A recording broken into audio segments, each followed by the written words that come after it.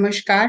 ਆਦਿ ਸ਼ੰਕਰਾਚਾਰਿਆ ਜੀ ਦੇ ਭਜਨ ਭਜ ਗੋਵਿੰਦਮ ਨੂੰ ਅਤਰੀ ਜੀ ਨੇ ਤੇਲਗੂ ਤੇ ਅੰਗਰੇਜ਼ੀ ਭਾਸ਼ਾ ਵਿੱਚ ਵਿਆਖਿਆਨ ਦਿੱਤਾ। ਤੇਲਗੂ ਤੇ ਅੰਗਰੇਜ਼ੀ ਭਾਸ਼ਾ ਵਿੱਚ ਹੋਣ ਕਰਕੇ ਪੰਜਾਬੀ ਭਾਸ਼ਾ ਜਾਣਨ ਵਾਲੇ ਸਾਧਕ ਇਸ ਗਿਆਨ ਤੋਂ ਵੰਚਿਤ ਹਨ। ਇਸ ਲਈ ਪਤਰੀ ਜੀ ਦੇ ਅੰਗਰੇਜ਼ੀ ਭਾਸ਼ਾ ਵਿੱਚ ਦਿੱਤੇ ਗਏ ਭਜ ਗੋਵਿੰਦਮ ਦਾ ਪੰਜਾਬੀ ਅਨੁਵਾਦ ਕਰਕੇ ਸਾਰਿਆਂ ਨਾਲ ਸਾਂਝਾ ਕਰ ਰਹੀ ਹਾਂ। ਆਦਿ ਸ਼ੰਕਰਾਚਾਰਿਆ ਜੀ ਦੇ ਮੂਲ ਸ਼ਲੋਕ ਪਤਰੀ ਜੀ ਦੀ ਆਵਾਜ਼ ਵਿੱਚ ਹਨ। ਆਪਣੀ ਆਵਾਜ਼ ਵਿੱਚ ਤੁਹਾਡੇ ਸਾਰਿਆਂ ਤੱਕ ਪਹੁੰਚਾਉਣ ਦੀ ਕੋਸ਼ਿਸ਼ ਕੀਤੀ ਹੈ, ਜੋ ਸਾਰੇ ਸੱਚ ਦੇ ਖੋਜੀ ਇਸ ਅਨਮੋਲ ਗਿਆਨ ਦਾ ਲਾਭ ਉਠਾ ਸਕਣ। ਥੱਲੇ ਦਿੱਤੇ ਬਾਕਸ ਵਿੱਚ ਅੰਗਰੇਜ਼ੀ ਦੇ ਪ੍ਰਵਚਨ ਦਾ ਲਿੰਕ ਸਾਂਝਾ ਕੀਤਾ ਗਿਆ ਹੈ, ਉਸ ਨੂੰ ਵੀ ਜ਼ਰੂਰ ਸੁਣੋ ਤਾਂ ਜੋ ਤੁਸੀਂ ਸਾਰੇ ਪਤਰੀ ਸਰ ਦੀ ਊਰਜਾ ਨਾਲ ਜੁੜ ਕੇ ਹੋਰ ਜ਼ਿਆਦਾ ਲਾਭ ਲੈ ਸਕੋ। Bhaj Govindam of the great master Adi Shankaracharya is very, very dear to me.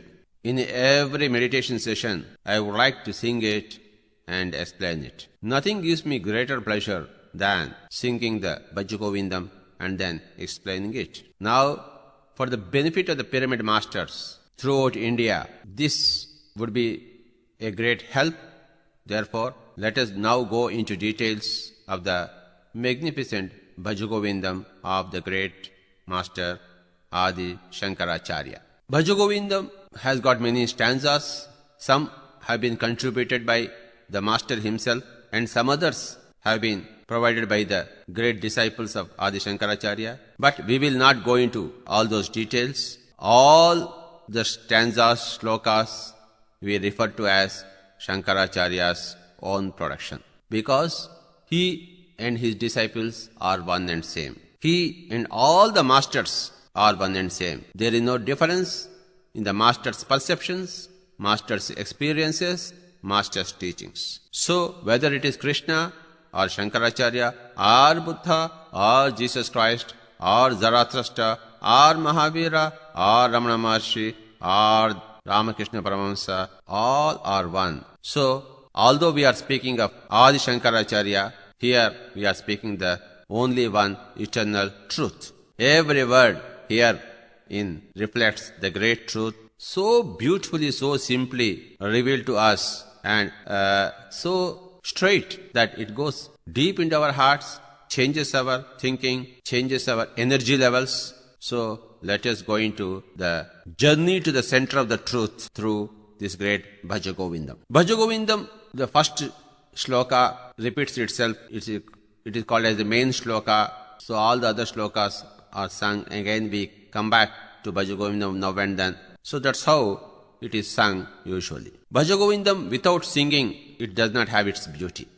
So we got to sing also the great Bhaj Govindam. Then only the whole beauty comes out. So we'll go ahead with singing Bhaj Govindam, shloka by shloka, stanza by stanza, and then come back to explain it word to word, and then the total meaning and some implications of it. So that's how we'll start our journey to the center of the truth. ਪਤਰੀ ਜੀ ਕਹਿੰਦੇ ਹਨ, ਸ਼ੰਕਰਾਚਾਰਿਆ ਜੀ ਦਾ ਭਜ ਗੋਵਿੰਦਮ ਭਜਨ ਮੈਨੂੰ ਬਹੁਤ ਪਿਆਰਾ ਹੈ। ਮੈਂ ਆਪਣੇ ਸਾਰੇ ਮੈਡੀਟੇਸ਼ਨ ਸੈਸ਼ਨਾਂ ਵਿੱਚ ਇਸ ਨੂੰ ਗਾਉਣਾ ਪਸੰਦ ਕਰਦਾ ਹਾਂ। ਸਾਰੇ ਪਿਰਾਮਿਡ ਮਾਸਟਰਾਂ ਦੇ ਫਾਇਦੇ ਲਈ ਮੈਂ ਭਜ ਗੋਵਿੰਦਮ ਦੇ ਸ਼ਲੋਕਾਂ ਦਾ ਅੰਗਰੇਜ਼ੀ ਤੇ ਤੇਲਗੂ ਵਿੱਚ ਅਨੁਵਾਦ ਕੀਤਾ ਹੈ। ਇਹ ਸਭ ਲਈ ਬਹੁਤ ਮਦਦਗਾਰ ਹੋਵੇਗਾ। ਇਸ ਲਈ ਹੁਣ ਅਸੀਂ ਮਹਾਨ ਮਾਸਟਰ ਆਦਿ ਸ਼ੰਕਰਾਚਾਰਿਆ ਜੀ ਦੀ ਮਹਾਨ ਰਚਨਾ ਭਜ ਗੋਵਿੰਦਮ ਵਿੱਚ ਡੂੰਘਾ ਉਤਰ ਕੇ ਉਸ ਦਾ ਗਿਆਨ ਲੈਂਦੇ ਹਾਂ। ਭਜ ਗੋਵਿੰਦਮ ਵਿੱਚ ਬਹੁਤ ਸਾਰੇ ਸ਼ਲੋਕ ਹਨ। ਕੁਝ ਸ਼ਲੋਕ ਆਦਿ ਸ਼ੰਕਰਾਚਾਰਿਆ ਜੀ ਨੇ ਲਿਖੇ ਹਨ ਤੇ ਕੁਝ ਸ਼ਲੋਕ ਉਹਨਾਂ ਦੇ ਚੇਲੇ ਦੁਆਰਾ ਜੋੜ ਦਿੱਤੇ ਗਏ ਹਨ, ਪਰ ਅਸੀਂ ਇਸ ਵਿਸਤਾਰ ਵਿੱਚ ਨਹੀਂ ਜਾਵਾਂਗੇ। ਅਸੀਂ ਸਾਰੇ ਸ਼ਲੋਕਾਂ ਨੂੰ ਉਹਨਾਂ ਦੀ ਹੀ ਰਚਨਾ ਮੰਨਾਂਗੇ, ਕਿਉਂਕਿ ਉਹ ਤੇ ਉਹਨਾਂ ਦੇ ਚੇਲੇ ਇੱਕ ਹੀ ਹਨ। ਹੋਰ ਵੀ ਸਾਰੇ ਮਾਸਟਰ ਇੱਕ ਹੀ ਹਨ। ਮਾਸਟਰ ਦੀ ਕਲਪਨਾ, ਸੰਕਲਪਨਾ, ਅਨੁਭਵ ਤੇ ਉਪਦੇਸ਼ ਇੱਕੋ ਹੀ ਹੈ, ਚਾਹੇ ਉਹ ਕ੍ਰਿਸ਼ਨ ਹੋਣ, ਸ਼ੰਕਰਾਚਾਰਿਆ, ਬੁੱਧ, ਰਮਨ ਮਹਰਸ਼ੀ, ਜ਼ਰਾਥੁਸਟਰਾ, ਰਾਮਕ੍ਰਿਸ਼ਨ ਪਰਮਹੰਸ, ਮਹਾਵੀਰ, ਯੀਸ਼ੂ ਸਭ ਇੱਕ ਹੀ ਹਨ। ਇਸ ਲਈ ਭਾਵੇਂ ਅਸੀਂ ਆਦਿ ਸ਼ੰਕਰਾਚਾਰਿਆ ਜੀ ਦੀ ਗੱਲ ਕਰ ਰਹੇ ਹਾਂ, ਪਰ ਅਸੀਂ ਸਦੀਵੀ ਸੱਚ ਦੀ ਗੱਲ ਕਰ ਰਹੇ ਹਾਂ। ਇਹਨਾਂ ਸ਼ਲੋਕਾਂ ਦਾ ਹਰ ਅੱਖਰ ਸਾਨੂੰ ਸੱਚ ਨੂੰ ਬਹੁਤ ਹੀ ਸੌਖੇ, ਸਰਲ ਤੇ ਸਿੱਧੇ ਰੂਪ ਵਿੱਚ ਦਰਸਾਉਂਦਾ ਹੈ, ਜੋ ਸਿੱਧਾ ਸਾਡੇ ਦਿਲ ਵਿੱਚ ਉਤਰ ਜਾਂਦਾ ਹੈ, ਸਾਡੇ ਵਿਚਾਰ, ਊਰਜਾ ਤੇ ਭਾਵਨਾਵਾਂ ਨੂੰ ਬਦਲਦਾ ਹੈ। ਆਓ ਭਜ ਗੋਵਿੰਦਮ ਨਾਲ ਸੱਚ ਵੱਲ ਸਫ਼ਰ ਕਰੀਏ। ਭਜ ਗੋਵਿੰਦਮ ਦਾ ਪਹਿਲਾ ਸ਼ਲੋਕ ਮੁੱਖ ਸ਼ਲੋਕ ਹੈ ਔਰ ਫਿਰ ਬਾਕੀ ਸ਼ਲੋਕ ਹਨ। ਅਸੀਂ ਹਰ ਸ਼ਲੋਕ ਤੋਂ ਬਾਅਦ ਪਹਿਲੇ ਸ਼ਲੋਕ ਨੂੰ ਗਾਵਾਂਗੇ। ਮੁੜ ਅਸੀਂ ਇਸ ਸ਼ਲੋਕ ਤੇ ਆਵਾਂਗੇ। ਭਜ ਗੋਵਿੰਦਮ ਦੀ ਸੁੰਦਰਤਾ ਗਾਉਣ ਤੋਂ ਬਿਨਾਂ ਨਹੀਂ ਆਉਂਦੀ, ਇਸ ਲਈ ਇਸ ਨੂੰ ਗਾਉਣ ਦੇ ਅੰਦਾਜ਼ ਵਿੱਚ ਹੀ ਗਾਵਾਂਗੇ, ਤਾਂ ਹੀ ਉਹਦੀ ਸੁੰਦਰਤਾ ਸਾਹਮਣੇ ਆਵੇਗੀ। ਇਸ ਦੇ ਹਰ ਇੱਕ ਸ਼ਬਦ ਦੀ ਵਿਆਖਿਆ ਕਰਨ ਨਾਲ ਅਸੀਂ ਇਸ ਦਾ ਅਰਥ ਸਮਝਾਂਗੇ, ਭਾਵ ਅਰਥ ਸਮਝਾਂਗੇ ਕਿ ਇਸ ਨੂੰ ਜੀਵਨ ਵਿੱਚ ਕਿਸ ਤਰ੍ਹਾਂ ਉਤਾਰਿਆ ਜਾ ਸਕਦਾ ਹੈ। ਅਸੀਂ ਸ਼ਲੋਕਾਂ ਨੂੰ ਗਾਉਂਦੇ ਹੋਏ ਹਰ ਸ਼ਲੋਕ ਨਾਲ ਅੱਗੇ ਵਧਾਂਗੇ। ਇਸ ਤਰ੍ਹਾਂ ਅਸੀਂ ਸੱਚ ਦੇ ਕੇਂਦਰ ਵੱਲ ਆਪਣੀ ਯਾਤਰਾ ਕਰਾਂਗੇ। ਹੁਣ ਅਸੀਂ ਸ਼ਲੋਕਾਂ ਨੂੰ ਗਾਵਾਂਗੇ। भज गोविन्दं भज गोविन्दं गोविन्दं भज मूढमते सम्प्राप्त सन्निहितकालं हि रक्षति डुकृङ्करणे भज गोविन्दम्। भज गोविंदम, भज गोविंदम, गोविंदम भज मूढ़ मते, संप्राप्ते सनहित काले, नहीं नहीं रक्षति दुखों करने। गो ਦਾ ਅਰਥ ਹੈ ਇੰਦਰੀਆਂ, ਪੰਜ ਗਿਆਨ ਇੰਦਰੀਆਂ। ਗੋਵਿੰਦਾ ਦਾ ਅਰਥ ਹੈ ਇੰਦਰੀਆਂ ਦੀ ਪਾਲਣਾ ਕਰਨ ਵਾਲਾ। ਇੱਥੇ ਗੋਵਿੰਦਾ ਦਾ ਅਰਥ ਕ੍ਰਿਸ਼ਨ ਭਗਵਾਨ ਨਾਲ ਨਹੀਂ ਜੁੜਿਆ ਹੋਇਆ। ਭਜ ਦਾ ਅਰਥ ਹੈ ਚਿੰਤਨ ਕਰਨਾ, ਅੰਦਰ ਜਾਣਾ, ਮਨਨ ਕਰਨਾ। ਸ਼ੰਕਰਾਚਾਰਿਆ ਜੀ ਮਨ ਨੂੰ ਕਹਿ ਰਹੇ ਹਨ, ਮੂੜ ਮਤੇ, ਹੇ ਮੂਰਖ ਮਨ, ਭਜ ਗੋਵਿੰਦਮ, ਅਨੁਪਜਾਊ ਮਨ, अपरिपक्व मन ਨੂੰ ਬੁੱਧੀ ਵਿੱਚ ਬਦਲਣ ਲਈ ਮਨੁੱਖ ਨੂੰ ਸੱਚ ਦੇ ਸੋਮੇ ਤੱਕ ਜਾਣਾ ਪਵੇਗਾ। ਸਵੈ ਦੇ ਸੋਮੇ ਤੱਕ, ਆਪਣੇ ਆਪੇ ਦੇ ਸੋਮੇ ਤੱਕ, ਗਿਆਨ ਇੰਦਰੀਆਂ ਦੇ ਸੋਮੇ ਤੱਕ, ਗਿਆਨ ਦੇ ਸੋਮੇ ਦੀ ਖੋਜ ਕਰਨੀ ਪਵੇਗੀ। ਮਨ ਨਾਲ ਚਿੰਤਨ ਕਰਨਾ ਹੈ ਗਿਆਨ ਇੰਦਰੀਆਂ ਦੁਆਰਾ। ਇਹੀ ਭਜ ਗੋਵਿੰਦਮ ਹੈ। ਸ਼ੰਕਰਾਚਾਰਿਆ ਜੀ ਕਹਿੰਦੇ ਹਨ, ਭਜ ਗੋਵਿੰਦਮ, ਭਜ ਗੋਵਿੰਦਮ, ਗੋਵਿੰਦਮ ਭਜ ਮੂੜ ਮਤੇ। 3 ਵਾਰੀ ਭਜ ਗੋਵਿੰਦਮ ਨੂੰ ਦੁਹਰਾਉਂਦੇ ਹਨ। ਇਹ 3 ਵਾਰੀ ਦੁਹਰਾਉਣ ਦਾ ਸਿਧਾਂਤ ਸ਼ੰਕਰਾਚਾਰਿਆ ਜੀ ਦੀਆਂ ਸਿੱਖਿਆਵਾਂ ਤੋਂ ਸ਼ੁਰੂ ਹੁੰਦਾ ਹੈ। ਕਿੰਨੀ ਸੁੰਦਰਤਾ ਨਾਲ ਉਹਨਾਂ ਨੇ ਆਪਣੇ ਉਪਦੇਸ਼ਾਂ ਦੀ ਰਚਨਾ ਕੀਤੀ ਹੈ। ਉਹ 3 ਵਾਰ ਦੁਹਰਾਉਂਦੇ ਹਨ, ਭਜ ਗੋਵਿੰਦਮ। ਜੋ ਵੀ ਬੋਲਣਾ ਹੈ ਹਮੇਸ਼ਾ 3 ਵਾਰ ਬੋਲਣਾ ਹੈ, ਤਾਂ ਹੀ ਇਹ ਫਿਰ ਸਿੱਧਾ ਹੀ ਸਾਡੇ ਅਵਚੇਤਨ ਮਨ ਵਿੱਚ ਡੂੰਘਾ ਚਲਾ ਜਾਂਦਾ ਹੈ। ਉਹ ਆਪ ਵੀ 3 ਵਾਰ ਦੁਹਰਾਉਂਦੇ ਹਨ, ਭਜ ਗੋਵਿੰਦਮ, ਤਾਂ ਉਹ ਅਵਚੇਤਨ ਮਨ ਵਿੱਚ ਸਿੱਧਾ ਹੀ ਪਹੁੰਚ ਜਾਂਦਾ ਹੈ। भज गोविन्दं भज गोविन्दं गोविन्दं भज मूढमते सम्प्राप्त सन्निहितकालं हि रक्षति डुकृङ्करणे। सम्प्राप्ते सन्निहितकाले, ਸੰਪ੍ਰਾਪਤੇ ਸਨਹਿਤ ਕਾਲੇ। ਸੰਪ੍ਰਾਪਤੇ ਦਾ ਅਰਥ ਹੈ ਜਦੋਂ ਤੁਹਾਡੇ ਜਾਣ ਦਾ ਸਮਾਂ ਆਏਗਾ ਤਾਂ ਤੁਹਾਡਾ ਸੰਸਾਰ ਦਾ ਕੋਈ ਵੀ ਗਿਆਨ ਤੁਹਾਡੇ ਕੰਮ ਨਹੀਂ ਆਏਗਾ। ਨਹੀਂ ਨਹੀਂ ਰਕਸ਼ਤੀ ਦੁੱਖੋ ਕਰਨੇ। ਦੁੱਖੋ ਕਰਨੇ ਸੰਸਕ੍ਰਿਤ ਵਿਆਕਰਣ ਦਾ ਸ਼ਬਦ ਹੈ। ਬਹੁਤ ਸਾਰੇ ਵਿਸ਼ਿਆਂ ਤੇ ਤੁਹਾਡੀ ਵਿਦਵਤਾ ਦਾ ਕੋਈ ਫਾਇਦਾ ਨਹੀਂ ਹੋਵੇਗਾ ਜਦੋਂ ਤੁਸੀਂ ਆਖਿਰਕਾਰ ਧਰਤੀ ਨੂੰ ਛੱਡ ਕੇ ਉੱਚ ਲੋਕ ਤੇ ਜਾਓਗੇ। ਉੱਥੇ ਤੁਹਾਨੂੰ ਕੀ ਚਾਹੀਦਾ ਹੈ? ਉੱਥੇ ਤੁਹਾਨੂੰ ਆਤਮ ਗਿਆਨ ਦੀ ਲੋੜ ਹੈ, ਆਪਣੇ ਆਪੇ ਦੇ ਗਿਆਨ ਦੀ ਲੋੜ ਹੈ। ਜੇ ਧਰਤੀ ਤੇ ਰਹਿ ਕੇ ਤੁਸੀਂ ਆਪਣੇ ਆਪੇ ਨੂੰ ਨਹੀਂ ਜਾਣਿਆ ਤਾਂ ਉੱਥੇ ਤੁਸੀਂ ਬਿਲਕੁਲ ਬੇਕਾਰ ਹੋ। ਤੁਸੀਂ ਸੰਸਾਰ ਤੋਂ ਬੇਕਾਰ ਹੀ ਚਲੇ ਜਾਓਗੇ। ਇਸ ਲਈ ਸ਼ੰਕਰਾਚਾਰਿਆ ਜੀ ਕਹਿੰਦੇ ਹਨ, ਸੁਚੇਤ ਹੋਵੋ, ਜਾਗੋ। ਕਿਸੇ ਵੀ ਵੇਲੇ ਤੁਹਾਨੂੰ ਸਰੀਰ ਛੱਡ ਕੇ ਜਾਣਾ ਪੈ ਸਕਦਾ ਹੈ। ਆਪਣਾ ਪਾਸਪੋਰਟ, ਵੀਜ਼ਾ ਤੇ ਵਿਦੇਸ਼ੀ ਕਰੰਸੀ ਹੁਣੇ ਇਕੱਠੀ ਕਰੋ। ਇਸ ਦੇ ਲਈ ਤੁਹਾਨੂੰ ਸਵੈ ਚਿੰਤਨ ਕਰਨਾ ਪਵੇਗਾ। ਇਹ ਮੂਰਖ ਮਨ, ਧਿਆਨ ਰੱਖ, ਤੇਰੇ ਜਾਣ ਦਾ ਵੇਲਾ ਜਲਦੀ ਹੀ ਆ ਰਿਹਾ ਹੈ। ਕਿਸੇ ਵੀ ਸਮੇਂ, ਕਿਸੇ ਵੀ ਪਲ ਤੈਨੂੰ ਜਾਣਾ ਪੈ ਸਕਦਾ ਹੈ। ਇਸ ਲਈ ਤਿਆਰ ਰਹਿ। ਨਹੀਂ ਨਹੀਂ ਰਕਸ਼ਤੀ ਦੁੱਖੋ ਕਰਨੇ, ਬਾਰ-ਬਾਰ ਦੁਹਰਾਉਂਦੇ ਹਨ। ਅਜਿਹਾ ਨਹੀਂ ਹੋਵੇਗਾ, ਅਜਿਹਾ ਨਹੀਂ ਹੋਵੇਗਾ। ਕੀ ਨਹੀਂ ਹੋਵੇਗਾ? ਧਰਤੀ ਦਾ ਕੁਝ ਵੀ ਉੱਚ ਲੋਕਾਂ ਵਿੱਚ ਤੁਹਾਡੀ ਮਦਦ ਨਹੀਂ ਕਰੇਗਾ। ਸਿਰਫ ਉੱਚ ਲੋਕਾਂ ਦਾ ਗਿਆਨ ਹੀ ਉੱਚ ਲੋਕਾਂ ਵਿੱਚ ਮਦਦ ਕਰ ਸਕਦਾ ਹੈ। ਧਰਤੀ ਦੀਆਂ ਚੀਜ਼ਾਂ ਧਰਤੀ ਤੇ ਮਦਦ ਕਰਨਗੀਆਂ, ਪਰ ਉੱਚ ਲੋਕਾਂ ਵਿੱਚ, ਸਵਰਗ ਵਿੱਚ ਧਰਤੀ ਦਾ ਗਿਆਨ ਸਹਾਈ ਨਹੀਂ ਹੋਵੇਗਾ। ਉੱਚ ਲੋਕਾਂ ਦਾ ਗਿਆਨ, ਆਤਮ ਗਿਆਨ ਧਰਤੀ ਤੇ ਵੀ ਸਹਾਈ ਹੁੰਦਾ ਹੈ, ਕਿਉਂਕਿ ਹਮੇਸ਼ਾ ਉੱਚਾ ਹੀ ਨੀਵੇਂ ਦੀ ਮਦਦ ਕਰਦਾ ਹੈ। ਨੀਵਾਂ ਕਦੇ ਵੀ ਉੱਚੇ ਦੀ ਮਦਦ ਨਹੀਂ ਕਰ ਸਕਦਾ। ਇਹ ਬਿਲਕੁਲ ਨਾਮੁਮਕਿਨ ਹੈ। ਇਸ ਲਈ ਹੁਣ ਜਦੋਂ ਅਸੀਂ ਧਰਤੀ ਦੇ ਤੀਜੇ ਹੇਠਲੇ ਆਯਾਮ ਤੇ ਹਾਂ, ਅਸਥਾਈ ਰੂਪ ਵਿੱਚ, ਉਦੋਂ ਹੀ ਅਸੀਂ ਉੱਚ ਲੋਕਾਂ ਦਾ ਗਿਆਨ ਪ੍ਰਾਪਤ ਕਰਨਾ ਹੈ, ਸਰੀਰ ਛੱਡਣ ਤੋਂ ਪਹਿਲਾਂ ਹੀ। ਸ਼ੰਕਰਾਚਾਰਿਆ ਜੀ ਸਾਨੂੰ ਉੱਚ ਲੋਕਾਂ ਦਾ ਗਿਆਨ ਪ੍ਰਾਪਤ ਕਰਨ ਲਈ ਕਹਿ ਰਹੇ ਹਨ। ਅਗਲੇ ਸ਼ਲੋਕ ਵਿੱਚ ਉਹ ਹੋਰ ਕਈ ਵਿਸ਼ਿਆਂ ਤੇ ਸਾਨੂੰ ਦੱਸ ਰਹੇ ਹਨ, ਚਾਨਣਾ ਪਾ ਰਹੇ ਹਨ। ਆਓ ਜਾਣਦੇ ਹਾਂ। मूढजहि हृदनागमतृष्णां कुरु सद्बुद्धिं मनसि वितृष्णां यल्लभसे निजकर्मोपातं वितमुत्तेन विनोदय चित्तं भज गोविन्दम्। मूढजहि हिदनागमतृष्णां कुरु सद्बुद्धिं मनसि वितृष्णां यल्लभसे निजकर्मोपातं वितं तेन विनोदय चेतं भज गोविन्दम्।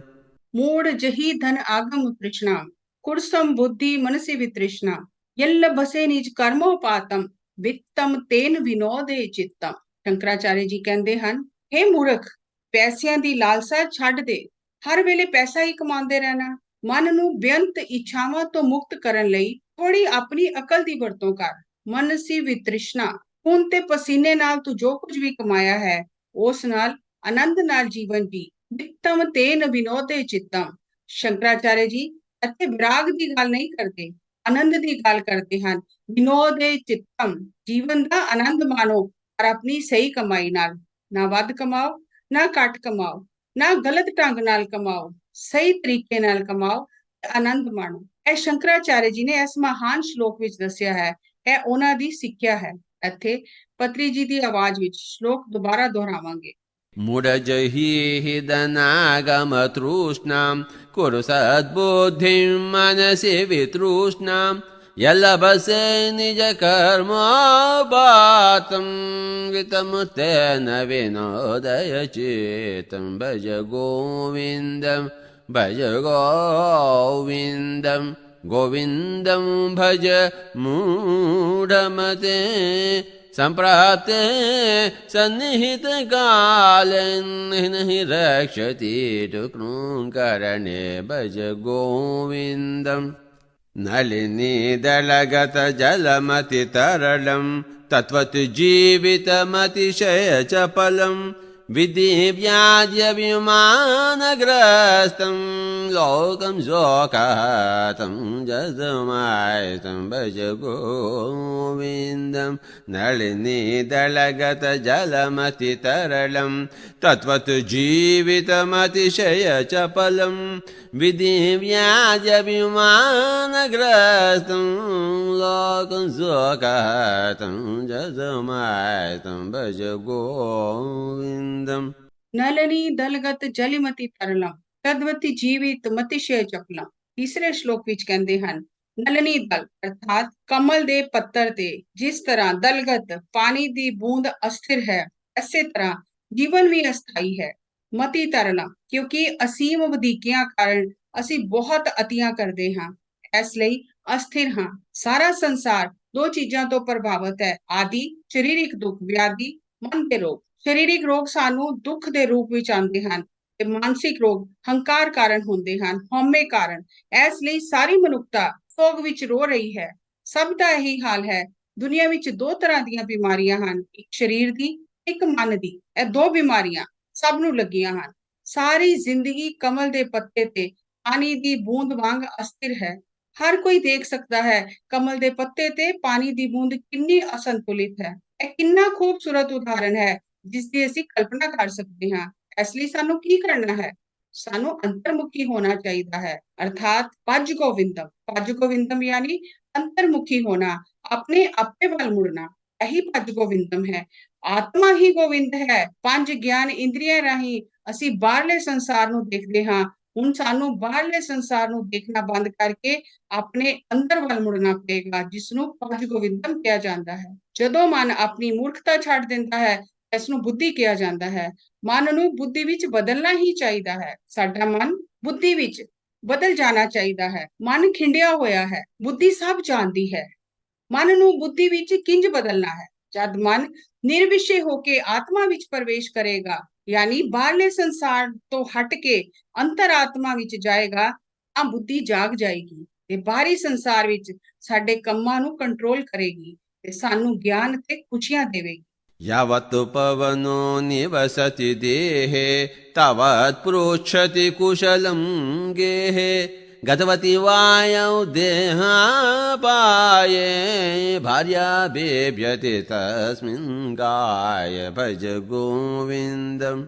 यावत पवनो निवसत देहे तावत पृच्छति कुशलम गेहे। ਜਦੋਂ ਤੱਕ ਭੌਤਿਕ ਸਰੀਰ ਵਿੱਚ ਜੀਵਨ ਵਾਯੂ ਹੈ, ਹਰ ਕੋਈ ਪੁੱਛਦਾ ਹੈ, ਤੁਹਾਡਾ ਕੀ ਹਾਲ ਚਾਲ ਹੈ, ਤੁਸੀਂ ਕਿੱਦਾਂ ਹੋ। ਜਿਸ ਵੇਲੇ ਪ੍ਰਾਣ ਸਰੀਰ ਨੂੰ ਛੱਡ ਦਿੰਦੇ ਹਨ ਤਾਂ ਪਤਨੀ ਵੀ ਪਤੀ ਦੀ ਮ੍ਰਿਤਕ ਦੇਹ ਨੂੰ ਛੂਹਣ ਤੋਂ ਡਰਦੀ ਹੈ। ਉਸ ਸਮੇਂ ਤੱਕ ਪਤਨੀ ਨੇ ਪਤੀ ਦੀ ਦੇਹ ਨੂੰ ਬਹੁਤ ਪਿਆਰ ਕੀਤਾ ਸੀ। ਹੁਣ ਕੀ ਹੋਇਆ ਹੈ? ਕੁਛ ਤੇ ਹੋਇਆ ਹੈ। ਕੀ ਹੋਇਆ ਹੈ? ਸਵਾਸ ਸਰੀਰ ਨੂੰ ਛੱਡ ਗਿਆ ਹੈ। ਸਾਹ ਸਰੀਰ ਵਿੱਚ ਆਤਮਾ ਹੈ। ਜੇ ਤੁਸੀਂ ਸਰੀਰ ਵਿੱਚ ਆਤਮਾ ਨੂੰ ਜਾਣਨਾ ਚਾਹੁੰਦੇ ਹੋ ਤਾਂ ਸਵਾਸਾਂ ਨੂੰ ਮਹਿਸੂਸ ਕਰਨ ਦੁਆਰਾ ਹੀ ਤੁਸੀਂ ਭੌਤਿਕ ਸਰੀਰ ਵਿੱਚ ਰਹਿੰਦਿਆਂ ਹੋਇਆਂ ਆਪਣੀ ਆਤਮਾ ਨੂੰ ਜਾਣ ਸਕਦੇ ਹੋ ਤੇ ਇਸ ਤਰ੍ਹਾਂ ਤੁਸੀਂ ਪਰਮਾਤਮਾ ਬਣ ਜਾਂਦੇ ਹੋ, ਆਤਮ ਗਿਆਨੀ ਬੁੱਧ ਪੁਰਸ਼ ਬਣ ਜਾਂਦੇ ਹੋ, ਮਾਸਟਰ ਬਣ ਜਾਂਦੇ ਹੋ।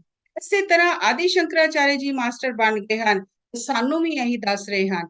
ਇਸ ਸ਼ਲੋਕ ਵਿੱਚ ਉਹਨਾਂ ਨੇ ਮੌਤ ਦੀ ਵਿਆਖਿਆ ਕੀਤੀ ਹੈ। ਤਤਵਤੀ ਵਾਯੂ ਦੇਹਾ ਪਾਇਆ। ਮੌਤ ਕੀ ਹੈ? ਸਰੀਰ ਵਿੱਚੋਂ ਪ੍ਰਾਣ ਵਾਯੂ ਦਾ ਚਲੇ ਜਾਣਾ, ਖੁੰਝ ਜਾਣਾ ਹੀ ਮੌਤ ਹੈ। यावत्तु पवनो निवसति देहे तावत् पृच्छति कुशलं गेहे गतवति वायौ देहापाये भार्या बिभ्यति तस्मिन् काये भज गोविन्दम् भज गोविन्दम् गोविन्दं भज मूढमते।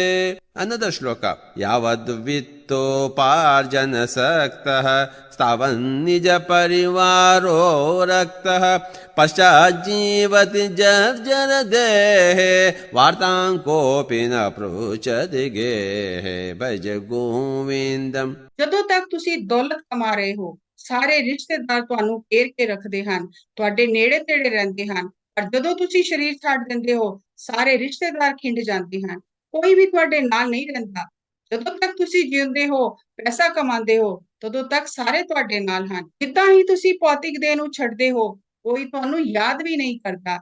ਉਹਨਾਂ ਦਾ ਕੰਮ ਤੁਹਾਡੇ ਨਾਲ ਨਹੀਂ ਤੁਹਾਡੇ ਪੈਸੇ ਨਾਲ ਸੀ। ਹੁਣ ਉਹਨਾਂ ਦਾ ਕੰਮ ਖਤਮ ਹੋ ਗਿਆ। ਇਹ ਮਹਾਨ ਸੱਚ ਸਾਨੂੰ ਸ਼ੰਕਰਾਚਾर्य ਜੀ ਨੇ ਇਹ ਸ਼ਲੋਕ ਵਿੱਚ ਬਹੁਤ ਹੀ ਸੋਹਣੇ ਢੰਗ ਨਾਲ ਦੱਸਿਆ ਹੈ। One more shloka.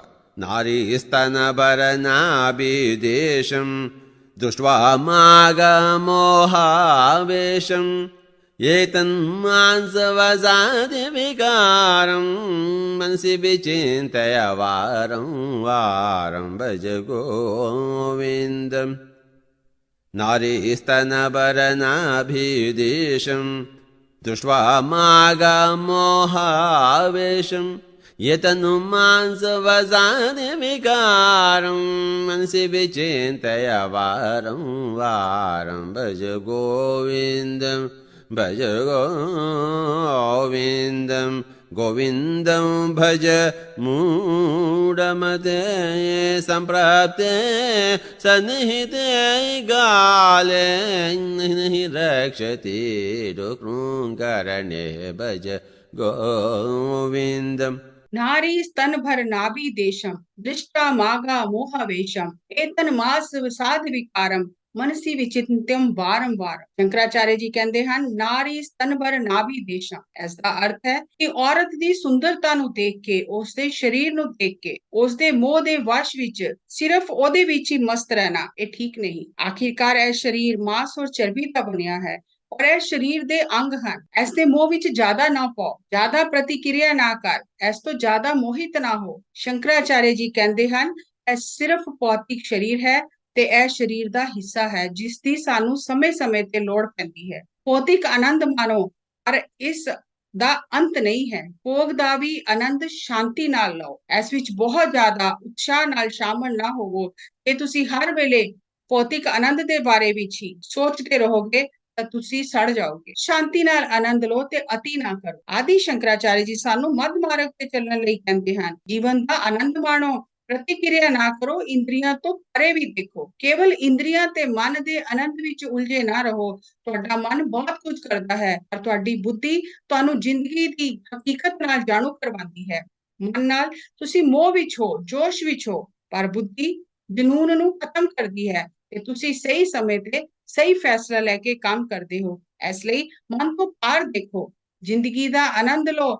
ਸ਼ੰਕਰਾਚਾर्य ਜੀ ਦੁਬਾਰਾ ਦੋ ਚੀਜ਼ਾਂ ਦੇ ਬਾਰੇ ਚ ਗੱਲ ਕਰ ਰਹੇ ਹਨ। ਉਹ ਕਹਿੰਦੇ ਹਨ ਕਿ ਹਰ ਬੰਦਾ ਦੋ ਚੀਜ਼ਾਂ ਨਾਲ ਜੁੜਿਆ ਹੋਇਆ ਹੈ, ਇੱਕ ਸਰੀਰਕ ਆਨੰਦ ਤੇ ਦੂਜਾ ਪੈਸਾ। ਅਗਲੇ ਸ਼ਲੋਕ ਵਿੱਚ ਉਹ ਇਸ ਬਾਰੇ ਦੱਸਦੇ ਹਨ। अर्थमनर्थं भावय नित्यं नास्ति ततः सुकलेशः सत्यं पुत्रादपि धनभाजां सर्वदुर्जाविहितारेते भज गोविन्दम् अर्थमनर्थं भावय नित्यम् अर्थमनर्थम भावे नित्यम नास्ति तथा सुखलेशा सत्यम पुत्रादपि धन भाजम भीति सर्वे त्रेषा भीता रीति। शंकराचार्य जी कहते हैं अर्थम नर्थम भावे नित्यम नास्ति तथा सुख लेशा सत्यम। बहुत सारा पैसा कमाना हमेशा दुख ते तना लियांदा है। महान दौलत विच सरों दे एक दाने जिन्नी भी असल खुशी नहीं होती। अमीर आदमी ना सिर्फ चोरों तो डरता है